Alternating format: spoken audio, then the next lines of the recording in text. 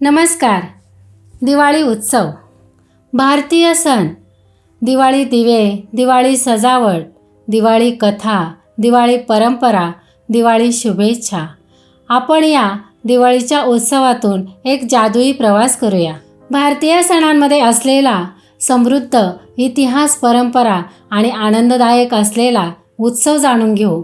अद्भुत सजावट, स्वादिष्ट मिठाईपासून ते चकाकते फटाके आणि हार्दिक शुभेच्छांपर्यंत दिवाळीचा खरा आत्मा अनुभव घेऊ. दिवाळीची कथा राजा रावणावर प्रभू श्रीरामांच्या विजयाभोवती फिरते. 14 वर्षाच्या वनवासानंतर प्रभू श्रीराम अयोध्यात परत आले. त्यानंतर लोकांनी त्यांचे स्वागत करण्यासाठी दिवे लावले होते. ही परंपरा आज विकसित असलेल्या, ज्ञात असलेल्या भव्य परंपरेत विकसित झाली आहे. दिवाळीचा हा इतिहास मानवी विजयाची गाथा आहे. प्रकाशाचा अंधारावर विजय आणि चांगल्यातील वाईटावर विजय हा दिवाळीचा सण आहे. दर दिवाळीला प्रश्न पडतो की आपण दिवाळी साजरी का करतो? भारतातील पौराणिक कथांमधून उगम पावलेल्या दिवाळी सणाच्या ऐकलेल्या न ऐकलेल्या कथा, ज्यामुळे आपण दिवाळी साजरी करत असतो. पहिली कथा रामायणातली दिवाळी ही सर्वांनाच माहीत आहे. प्रभू राम, सीता, लक्ष्मण हे 14 वर्षाच्या वनवासानंतर अयोध्यात परत आले. त्यांचे स्वागत करण्यासाठी संपूर्ण अयोध्येत पाना फुलांनी, तोरणांनी आणि रांगोळींनी सजवून टाकतात आणि त्या दिवशी अमावस्या असल्याकारणाने सर्वत्र अंधार पसरलेला असतो. म्हणून या दिवसापासून दिवाळीला सुरुवात झाली असे म्हणतात. चांगल्याचा वाईटावर विजय म्हणून दिवाळी साजरी केली जाते. दुसरी कथा आहे महाभारतातील दिवाळी. महाकाव्य असलेले महाभारत.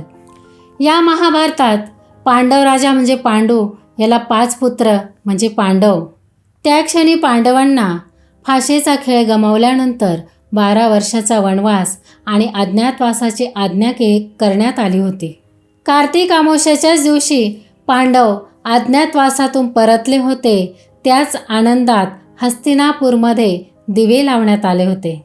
हाच दिवस म्हणून वार्षिक परंपरेनुसार दिवाळी सण म्हणून साजरा केला जातो. तिसरी कथा भगवान श्रीकृष्णांच्या विजयाची. भगवान श्रीकृष्ण यांच्या विजयाच्या कथेलाही दिवाळीला फार विशेष महत्त्व आहे. असे म्हणतात की नरकासुर एक राक्षस होता. ब्रह्मदेवाला प्रसन्न करून त्याला कोणीही मारू शकणार नाही असे वरदान त्याने प्राप्त करून घेतले होते. त्या नरकासुर राक्षसाने वरदानाचा अनैतिक वापर करून अन्याय अत्याचार करू लागला. स्त्रियांचे अपहरण करून त्यांना कारागृहात बंदिस्त करू लागला. सर्व देवांनाही तो त्रास देऊ लागला. वरदानामध्ये असे म्हटले होते की त्याची आईच त्याला फक्त मारू शकते आणि त्या नरकासुराचा असा भ्रम होता की आई प्रेमापोटी मला कधीच मारू शकत नाही. नरकासुराच्या आईने कृष्णाची पत्नी म्हणून सत्यभामेचा जन्म घेतला आणि नरकासुरावर प्राणघातक हल्ला केला. त्यानंतर श्रीकृष्णाने नरकासुराचा वध केला. या पराक्रमाच्या आठवणी म्हणून नरक चतुर्दशी हा सण साजरा केला जाऊ लागला. शास्त्रानुसार लक्ष्मीच्या कथेला ह्या दिवशी दिवाळीला विशेष महत्त्व आहे. पौराणिक कथेनुसार भगवान इंद्राने लक्ष्मी देवीला हे दैवी जग सोडून दुःख सागरात जाण्यास प्रवेश करण्यास प्रवृत्त केले.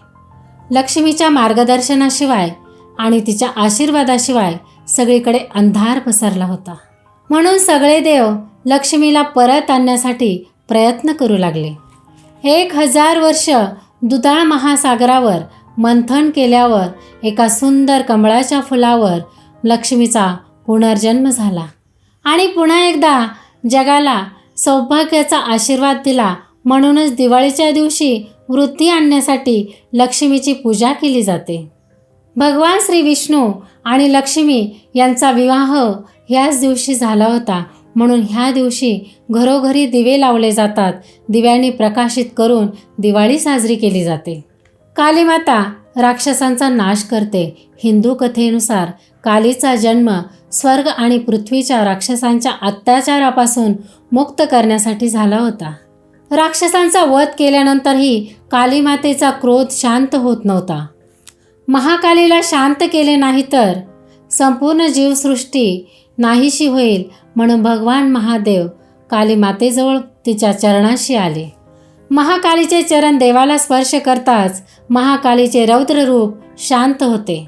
यांच्या स्मरणार्थ याच दिवशी शांत रूप म्हणून या लक्ष्मी देवीची पूजा केली जाते आणि रौद्र रूप म्हणून महाकालीची पूजा केली जाते.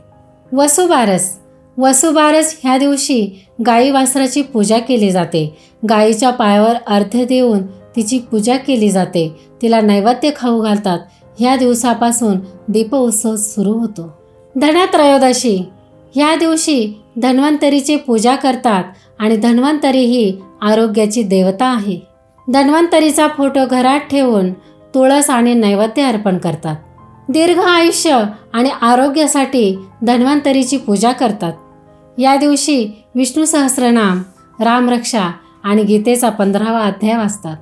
यमदीपदान ह्या दिवशी यमदीपदान असल्यामुळे कणकेचा मोठा दिवा घेऊन घराच्या बाहेर दक्षिण बाजूला हा दिवा पेटवून ठेवतात व दक्षिण दिशेला तोंड करून यमदेवाला नमस्कार करतात. जगातील पहिला सामुदायिक स्त्री मुक्ती दिन. नरकासुराने पळवून नेलेल्या 16,000 स्त्रियांना नरकासुराचा वध करून श्रीकृष्णाने त्यांना मुक्त केले. श्रीकृष्णांनी स्त्रियांना मुक्त केले आणि त्यांना पालकत्व दिले आणि त्याच दिवसापासून सन्मानाचे जीवन प्राप्त करून दिले. यातून जगातील तमाम मानवास आदर्श घालून दिला आहे की आपल्या देशात स्त्री भ्रष्ट होते म्हणजेच आपला देश भ्रष्ट होतो असे समजले जाते. म्हणून स्त्रियांचा सन्मान करा, सन्मानाने त्या लक्ष्मीची पूजा करा. व्यासांनी, पूर्वजांनी आणि स्मृतीप्रित्यर्थ हा दिवाळीचा सण सुरू झाला. श्री माता लक्ष्मीला शांतता अधिक प्रिय आहे. त्यामुळे लक्ष्मीपूजेच्या दिवशी फटाके वाजणे टाळावे. भाऊबीज या दिवशी भावाने बहिणीच्या हातचे खावे, बहिणीने भावाला ओवाळावे. आज असंख्य बहिणींना संरक्षण देणाऱ्या भावांची नितांत गरज आहे म्हणून भावांनी ही जाणीव ठेवली पाहिजे. बलिप्रतिपदेस दिवाळीचा पाडवा असे म्हणतात. अन्नाच्या ढिगावर गोपाळ कृष्ण ठेवून त्याची पूजा करतात. गाय म्हणजे लक्ष्मी, खोंड म्हणजे कुबेर समजून त्यांची पूजा केली जाते.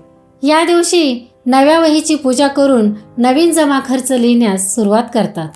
दिवाळीची तयारी स्वच्छतेची, सजावटीची आणि आनंदाची तयारी.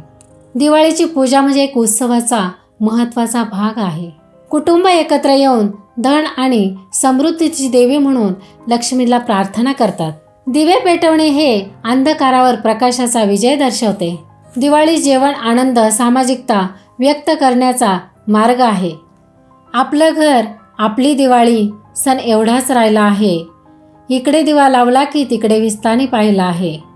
लक्ष्मीला लक्ष्मीने पूजून लक्ष्मी प्रसन्न होत नाही. नुसतं उठणं लावल्याने जीवनात सुगंध येत नाही. दिवाळीला दिव्यासारखं आतून उजळून यायचं असतं. दिवा नसला तरी काही हरकत नाही, आपण दिवा व्हायचं असतं. कुणासाठी अशी असते दिवाळी, कुणासाठी तशी असते. पण ज्याच्या अंगणात दिवे नाही त्यांच्या अंगणात दिवे लावणे म्हणजेच खरी दिवाळी असते.